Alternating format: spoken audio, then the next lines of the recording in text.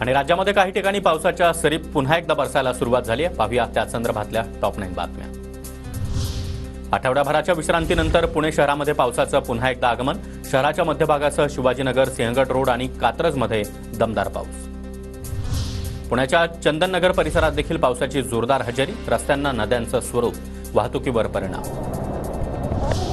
पुण्यातील लुल्लानगर भागामध्ये पावसाची जोरदार बॅटिंग। सखल भागामध्ये पाणी साचायला सुरुवात। पुण्याच्या हडपसर परिसरात देखील रस्त्यावर पाणी साचल्यानं वाहतूक कोंडी। हडपसरकडे जाणारी वाहतूक संथ गतीनं। जोरदार पावसामुळे पुण्याच्या लुल्लानगर भागामध्ये प्रचंड वाहतूक कोंडी। लोकांच्या मदतीसाठी युवक रस्त्यावर उतरले। काही दिवसांच्या विश्रांतीनंतर पिंपरी चिंचवडमध्ये देखील पुन्हा एकदा पाऊस। अचानक आलेल्या पावसामुळे नागरिकांची काहीशी तारांब।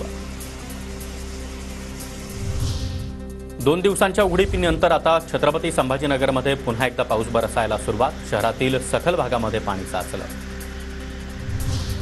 बीडच्या माजलगाव परिसरात देखील मुसळधार पावसाची हजेरी। 2 महिन्यांपासून पावसानं उसंत घेतल्यानंतर पुन्हा एकदा पाऊस। शेतकऱ्यांना मोठा दिलासा।